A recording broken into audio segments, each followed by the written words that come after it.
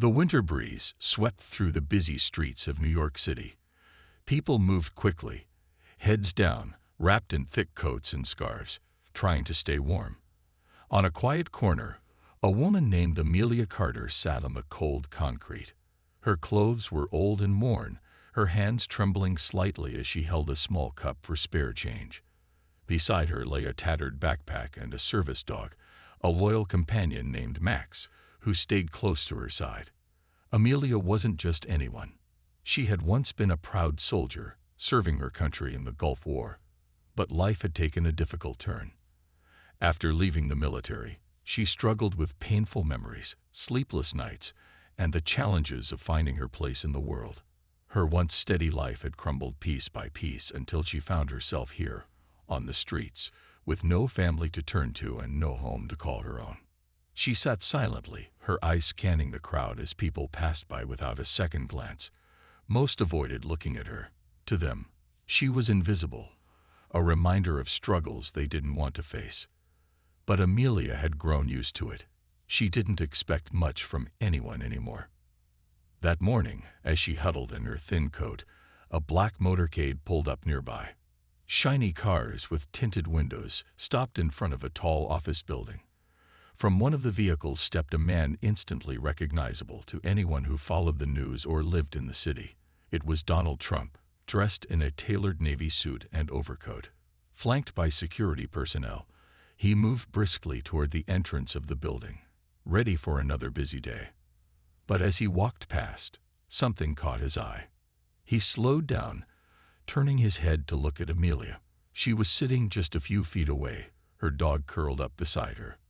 For a moment, he seemed to hesitate, as though weighing his next move.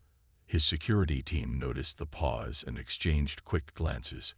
One of them stepped closer to him, ready to keep him moving along, but Trump raised a hand, signaling them to wait. To everyone's surprise, he walked over to Amelia.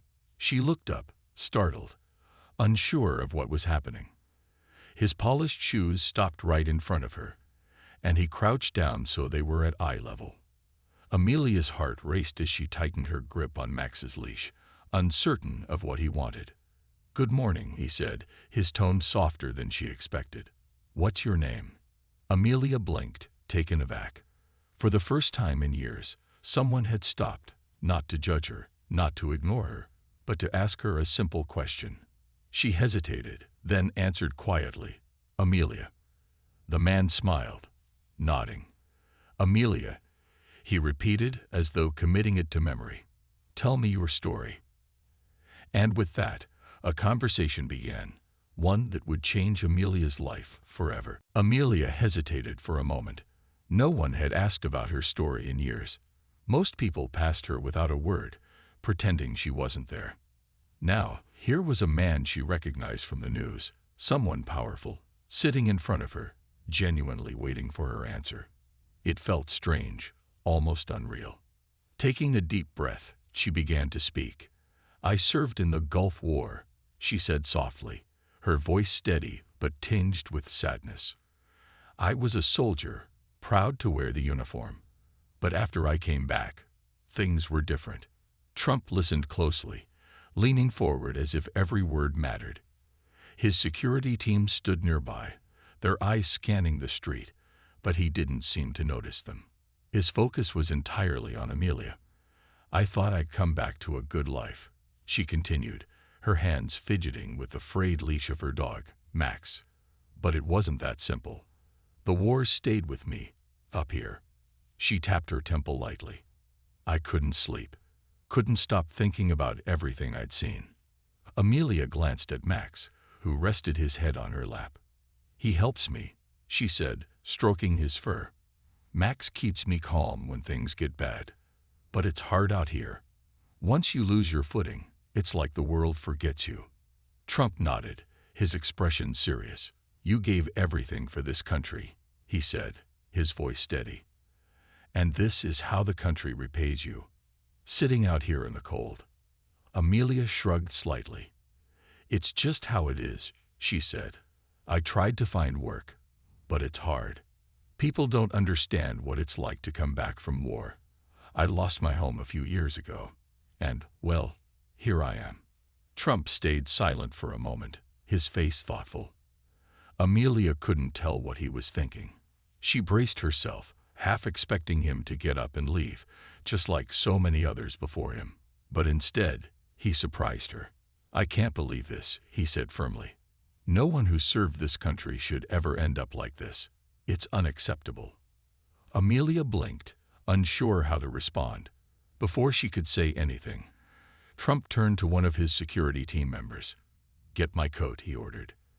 The man hesitated for only a second before handing over the long, dark overcoat. Trump draped it gently over Amelia's shoulders. The warmth of the coat surprised her, and for the first time in a long while, she felt a glimmer of comfort. "Thank you," she said quietly, her voice almost breaking. Trump smiled, but there was determination in his eyes. "This isn't enough," he said. "Not even close. We're going to fix this." Amelia, her eyes widened in disbelief. Fix this? What could he mean? She watched as he stood up, turned to his team, and started giving instructions. Amelia didn't know what was happening, but for the first time in years, she felt seen. And somehow, she felt hope. The street had grown quieter as the morning rush began to fade, but a small crowd had started to gather nearby. Passers-by stopped to watch the unusual scene unfold. Donald Trump, a man known for his busy schedule, standing beside a homeless veteran, deep in thought. Amelia sat quietly, still wrapped in his warm coat, trying to process what had just happened. She had grown used to being overlooked, ignored, or judged. Yet here she was, speaking to one of the most recognizable people in the world.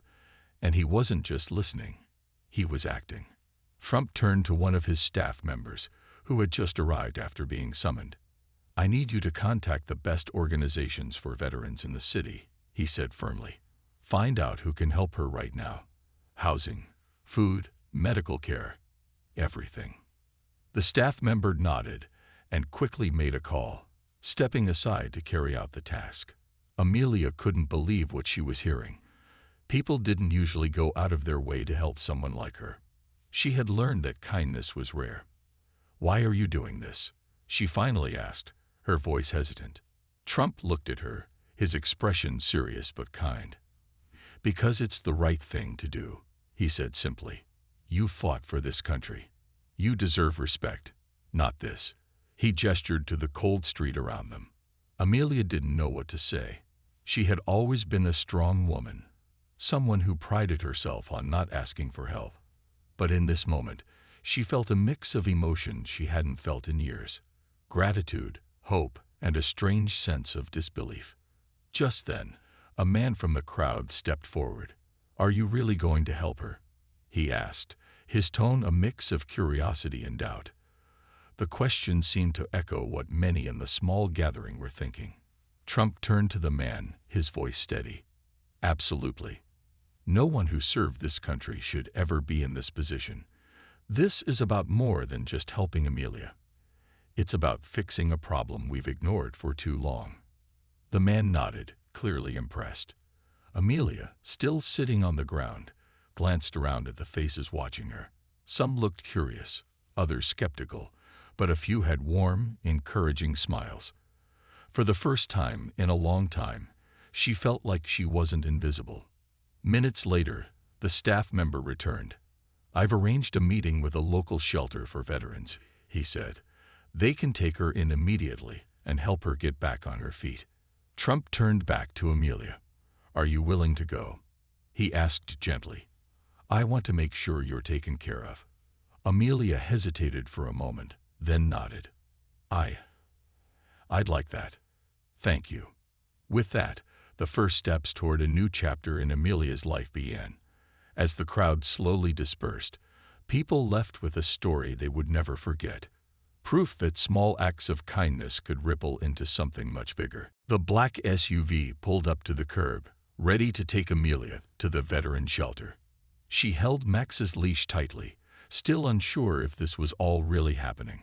Just an hour ago, she had been invisible to the world, sitting quietly with no hope for change. Now she was about to take a step she hadn't dared to dream of. Trump helped her stand, steadying her as she rose to her feet. His staff had already packed up her few belongings: a small backpack, a blanket, and a worn-out dog bowl for Max. Amelia glanced at the items, realizing how little she owned, and for a moment, she felt a pang of shame. But Trump's expression wasn't one of pity, it was determination. "You're going to get through this," he said, his voice steady. "This is just the beginning." As they prepared to leave, a young woman from the crowd stepped forward, holding a steaming cup of coffee and a bag of food. "For you," she said, handing them to Amelia. "Thank you for your service." Amelia's hands trembled as she took the offering. "Thank you," she whispered, overwhelmed by the kindness. Max wagged his tail, as if sensing the shift in his owner's emotions. The SUV door opened, and Trump motioned for Amelia to step inside. "Let's get you somewhere warm," he said. The ride to the shelter was quiet but not uncomfortable. Amelia looked out the window, the city lights flashing by. It had been a long time since she'd been in a car, and the soft seats felt foreign but comforting. Max lay at her feet, his head resting on her lap. She couldn't help but wonder what the next few hours would bring. When they arrived, a kind-faced man in his 60s greeted them at the entrance. He introduced himself as Mark, the director of the shelter. "Welcome, Amelia," he said warmly, shaking her hand. "We've got a room ready for you and Max, and tomorrow we'll sit down and talk about how we can help you get back on your feet." Amelia nodded, still feeling like she was in a dream. Trump stood beside her, watching as she took her first steps into the shelter. Before she disappeared through the door, she turned to him. "I don't know how to thank you," she said quietly. "You don't have to," he replied. "Just promise me you'll keep going, one step at a time." Amelia gave him a small, grateful smile. For the first time in years, she felt like she had a chance, a real chance, to start over. As the door closed behind her, Trump turned to his staff. "This isn't over," he said firmly. "We're going to make sure she, and others like her, get the help they need." And with that, he climbed back into the SUV, already planning his next steps. Meanwhile, inside the shelter, Amelia took her first warm meal in months, feeling a glimmer of hope she thought she'd lost forever. Amelia woke up early the next morning, lying on a soft bed with clean sheets. For the first time in years, she had slept peacefully, without the cold biting at her skin or the fear of danger keeping her awake. Max, her loyal dog, was curled up at her feet, sleeping soundly. The room was small but warm, with a single window letting in the morning sunlight. It felt safe, a feeling she hadn't known in a long time. She sat up slowly, taking in her surroundings. The shelter staff had given her fresh clothes, and the small table by her bed held a plate of fruit and toast, along with a note that read, "Take your time. We're here to help." Amelia felt her eyes sting with tears. She had been so used to surviving on her own that the kindness of strangers felt almost overwhelming. After getting dressed, she walked down the hallway to the common area. Mark, the shelter director, greeted her with a warm smile. "Good morning, Amelia. How did you sleep?" "Better than I have in years," she replied honestly. Mark nodded. "That's good to hear. We'll sit down after breakfast and talk about what we can do to help you. We'll look at housing options, job training programs, and anything else you need." Amelia wasn't sure how to respond. For so long, she had felt like the world had forgotten her, like she didn't matter. Now people were stepping up to help her, and it was hard to believe it was real. As she ate breakfast, the shelter buzzed with activity. Other residents greeted her kindly, some sharing their own stories of how they ended up there and how the shelter had helped them. It was the first time in a long time that Amelia didn't feel alone. She realized that others understood her struggles, and there was a strange comfort in that. Later that morning, she sat with Mark in his office. He went over several options for housing and job assistance, explaining how they could help her build a stable life again. Amelia listened carefully, feeling hope bloom in her chest. It wasn't going to be easy, but for the first time, she felt like she had a chance. Meanwhile, across town, Trump was already making calls.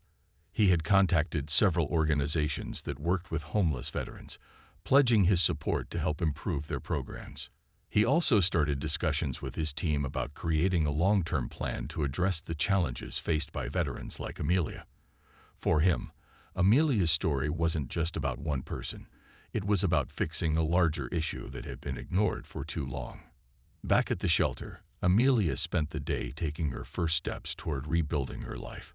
She filled out forms for housing assistance, signed up for counseling sessions, and even started planning to attend a job training program.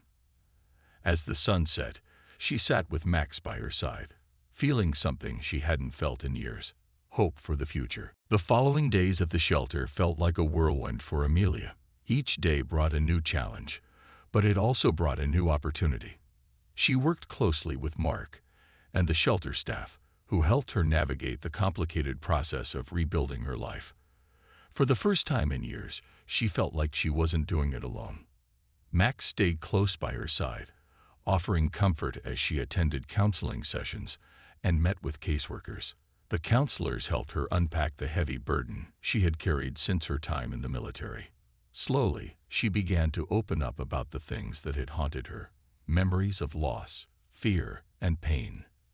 Though it wasn't easy, each conversation felt like a small step toward healing. Meanwhile, Trump stayed true to his word. Behind the scenes, he had mobilized a network of resources for veterans, focusing not just on Amelia, but on creating lasting change. He reached out to businesses, urging them to hire more veterans. He worked with charities and shelters to improve the services they offered. His efforts sparked a ripple effect, inspiring others to step forward and help. One morning, Amelia received unexpected news. A staff member at the shelter informed her that an apartment had been found for her. It was small but safe and affordable, located in a quiet neighborhood where she could start fresh. When they handed her the keys, she felt a lump in her throat. After years of moving from one place to another, never knowing where she would sleep, she finally had a place to call her own. That evening, as she packed up her belongings, she reflected on how far she had come in such a short time. Just days ago, she had been sitting on a cold street corner, invisible to the world. Now she had a roof over her head, a plan for the future, and people who genuinely cared about her well-being. The next step was finding a job. With the shelter's help, Amelia signed up for a job training program designed specifically for veterans. It focused on helping people like her transition into civilian careers, teaching them new skills and connecting them with employers. She wasn't sure what kind of work she wanted to do yet, but she was willing to try anything. One afternoon, as she walked Max through the park near the shelter, she spotted a group of children playing. Their laughter filled the air, and for a moment, she felt a sense of peace she hadn't known in years. She thought about her future, about the life she could build for herself now that she had the tools and support to move forward. Amelia knew it wouldn't be easy. There would be setbacks and struggles, but she also knew she wasn't alone anymore. People believed in her. And for the first time, she started to believe in herself again. Amelia stood outside her new apartment, holding the keys tightly in her hand. The small building was simple, with clean white walls and a few potted plants near the entrance.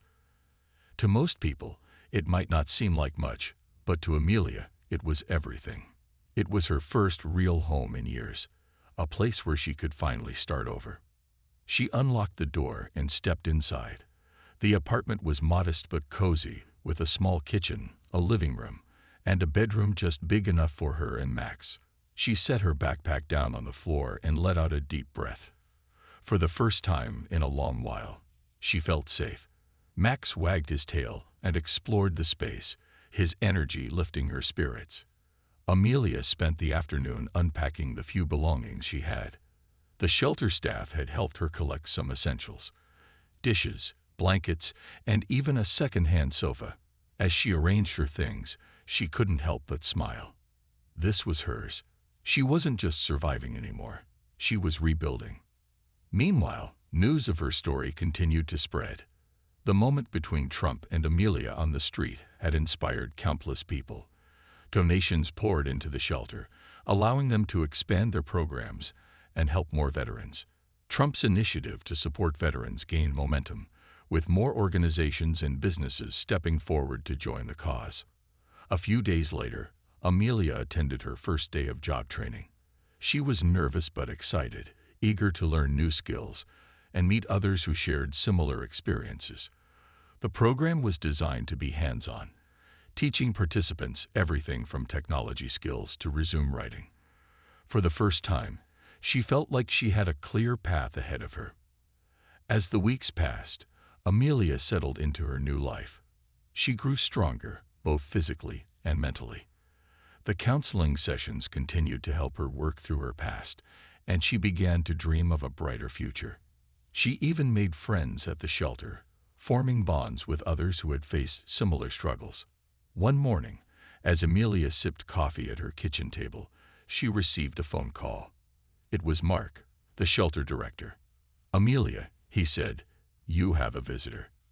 Curious, she made her way back to the shelter. Standing outside was none other than Donald Trump. He greeted her with a smile and asked how she was doing.